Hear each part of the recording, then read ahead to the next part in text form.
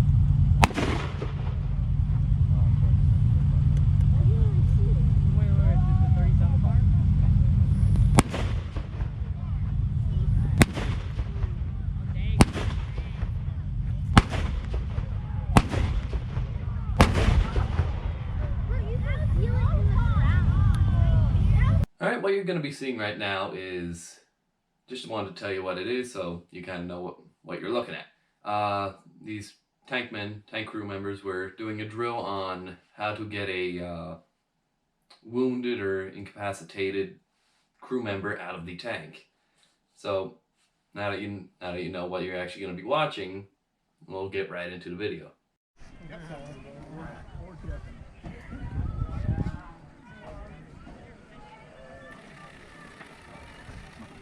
For help?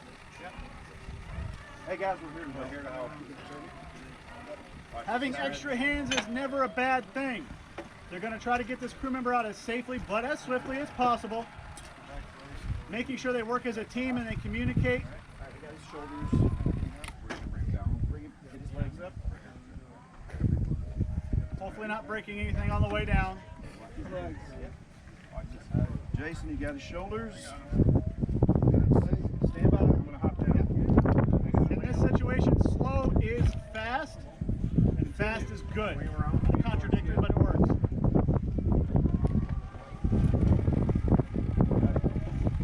Ready?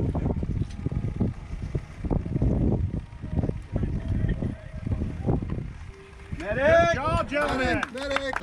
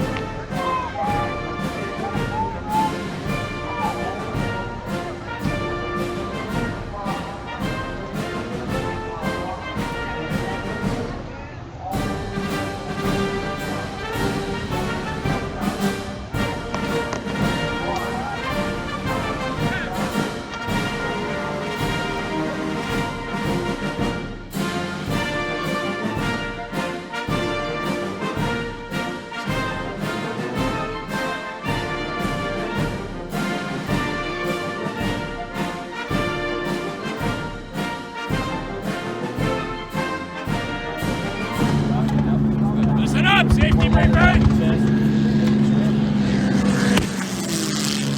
Get your guys in order.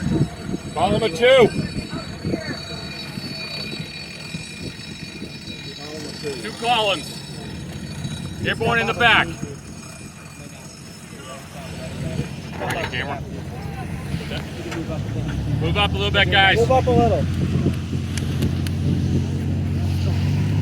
Alright, and lastly, what I'm just going to say is this last couple of videos is the only videos that I got of the dance. I was busy off, dancing and things like that. So these two videos are two things: drunk Russians and drunk Germans. So they were just, when the band went to go took their I think it was like a 30-minute break. They did. They kind of chimed in with their own music and started singing, and you'll probably recognize the songs if you know a good amount of Russian or German music. So that was fun to watch, and it's quite entertaining. So we will just get right into that footage, and it's not too much, but just a little bit, and then we'll come back and I'll show what I got during this event. It's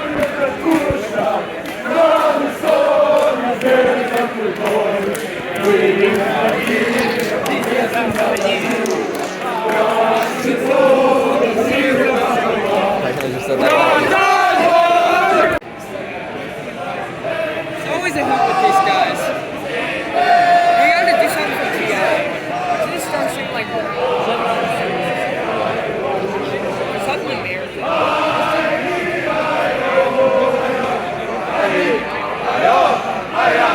Alright, now it's time to talk about what I got during this event. We'll just start off just going over some things.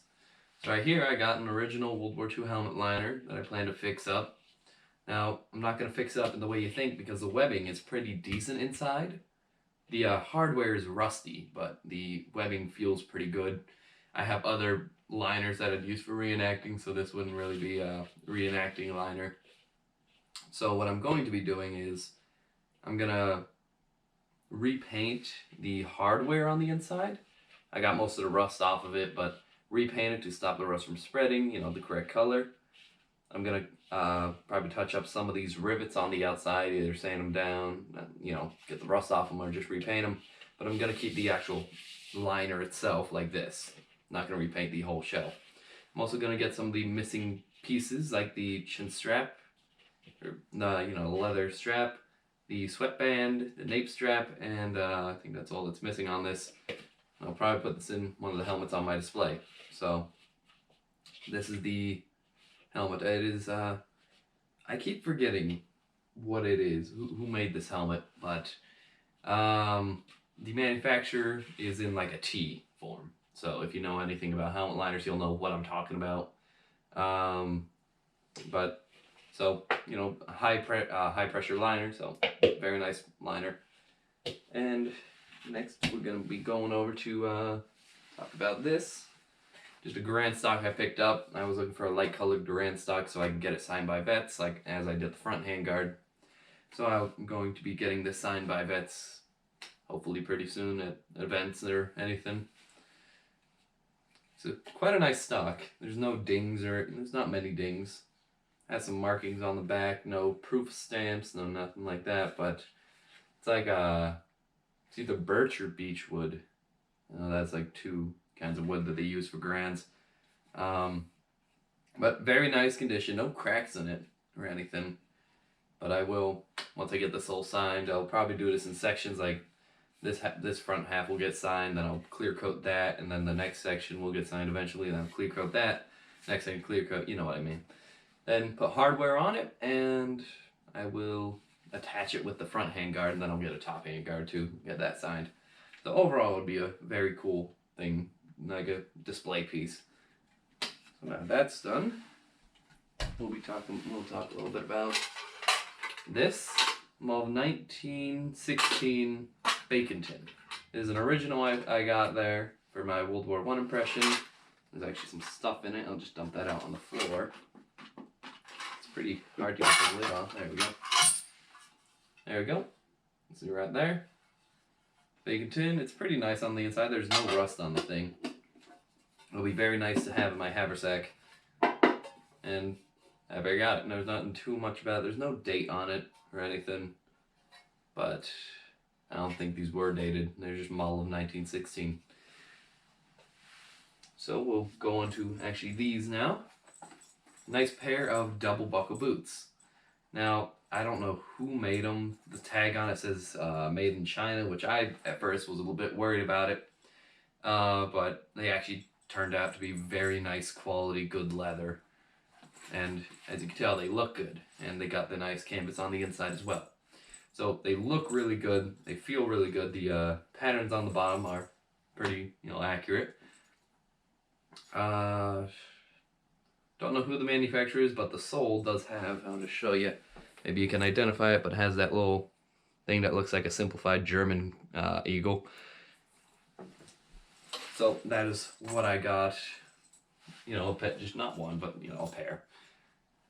So this will open up some video ideas. I can finish some video projects that I've been working on, like what GIs would be issued in 1943. I can get 43 now with the M43 boots. I could have done it with the leggings and stuff, but I just wanted to get like the most up-to-date items for each year, pretty much. So next, we'll start talking about the bayonets I acquired. Now you know me, I love bayonets, so I'm not too sure of the designation, but this is a German Gewehr 98 bayonet. It was like a spike or pike bayonet. It was something like that, but not too sure of the exact designation. It's in very nice condition. There's not a lot of rust on it. This thing's dated 1902, so this is officially my oldest bayonet. I did do a bit of research on it. It turns out that they made these bayonets for a little bit. They made this specific one for about 4 years. And then they switched over. They pretty much just changed the handles. Now, why they changed the handles was they would crack and break. And this handle, there's a crack forming, but it is still in one piece. And what was cracking was, you can see the handle is all one piece. So it goes around there. So they pretty much made that like all the other bayonets, 2 pieces, but the handle was in one piece, and it's just a very nice bayonet, and I'm not too sure of how much they go for, but I'm pretty sure I know it's more than what I got it for. I got this for $50, so I know it's more than that. I heard it was like about 200. But if anyone can tell me a bit more about this, I would appreciate it. It's a very nice bayonet, very long. It's about that much longer than an 05 bayonet. Actually, that much longer than a Lee Enfield bayonet, which those are longer than the 05. But it's a very long bayonet, very cool, nice piece of history. These were seen early World War One, and the butcher blades were, seen pretty much throughout the entire war. So next, I'm pretty much looking for a butcher blade bayonet because that's my other favorite type of bayonet. We'll set this thing on the ground. Next, we got a nice K98 bayonet.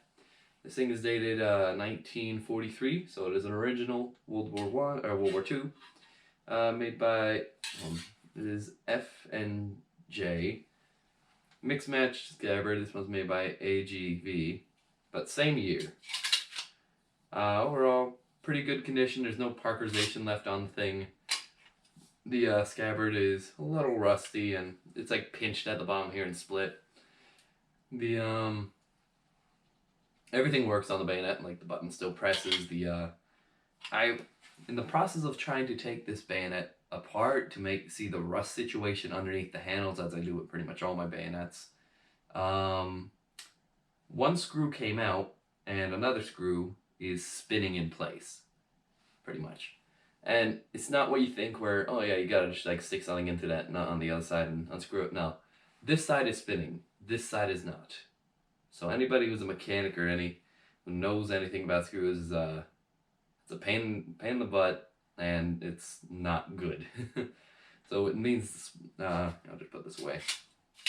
It means the screw is split, it's broken. So this side rotates and this side is just now a separate piece, and it just turns and so you pretty much would have to pry the thing out, and I don't want to damage the handles. So there's a way I can get that screw out. I can replace it with hopefully another original screw. If not, that's staying in there, but because that screw is rotted through, that has me pretty worried about how the rust is under the handles. One screw came out fine. That came out fine, but the other one is worrying, to say the least. Next, I got another M1 bayonet. As you can see, it's very nice parkerization on it, made by American Fork and Hoe. But there is something weird about this bayonet, and that is, it is rubber. So this is just a rubber bayonet, rubber prop that I got. I wanted a rubber bayonet because for tacticals, or something maybe similar I could do, I don't know. Yeah, I could just use it for something, and it's funny. I like it. If you go to stab someone, it's just boom. So, rubber bayonet. Very fun. So I think that is all that I got for this event. I'm probably forgetting some items. I probably just put them up on a shelf somewhere with my collection and forgot that I got it, because my memory does that. Anyway, that is going to be it for this video. Hope you enjoyed. The event was very fun. You gotta go see this event to understand the size of it. I got there on Thursday. The battle was, I got there on Wednesday, but I did all 3 days of each day there was one beach landing. So I did all 3 days of the beach landings, and we all got in Higgins boats all 3 days, which is very nice. I think actually everybody got to use a Higgins boat. You got to, storm the beach in a Higgins boat. But it was very fun, and it was so cool seeing how the amount of reenactors just kept increasing, and it pretty much went from Thursday. There was a good amount of reenactors, probably about a little less than there would be at Battle of the Airfield if you've ever been out to that one. So and then it pretty much doubled the next day, so there was like double the amount of reenactors, and the next day it doubled again. So we pretty much had 4 times the reenactors as we did the first day. And it was just, instead of just, like 4 separate divisions kind of walking by, it was like just a constant flow of American reenactors. There were some British reenactors too, just Commonwealth British. there wasn't as many of them, but like the sheer amount of reenactors that were there was breathtaking. Like, it was crazy. The camps were set up beautifully. There was like, if you were just standing in the middle of the camp, it felt like you were in the 40s. There was nothing like inaccurate about the camps. Anything that was inaccurate was thrown in tents and just hidden away. It just looked like this canvas city. It was kind of sad and weird to on the last day to see that whole city just disappear within a matter of an hour. But also on some of the other footage, you can see that there was the mess tent that everybody would a lot of people would kind of go to in the morning and lunch. They'd had both lunch, and it was the standard army slop, but it was actually surprisingly very good. They dished it on, they slapped it onto your mess kit, and they're like, "What is this?" Don't question it. You just went off and ate it. So it was actually pretty good. Pretty good food. So that is going to be it for this video. Thank you for watching. Hope you enjoyed. Please like and subscribe for more videos like this. I'm sorry I didn't get too many videos while I was there. I have another event coming up on the Battleship Massachusetts that I'll be doing. I'll probably doing like half Army, half Navy on that ship, because my unit's going as Army as a display thing, but I got permission from the Navy reenactors to actually go around in my Navy kit. So that'll be another cool video. I will get a lot of footage there because I won't be as busy running around the entire camp, flea market, food, getting geared up for battle and all that. So, thanks for watching. I hope you enjoyed. Please like and subscribe, and I'll see you guys later.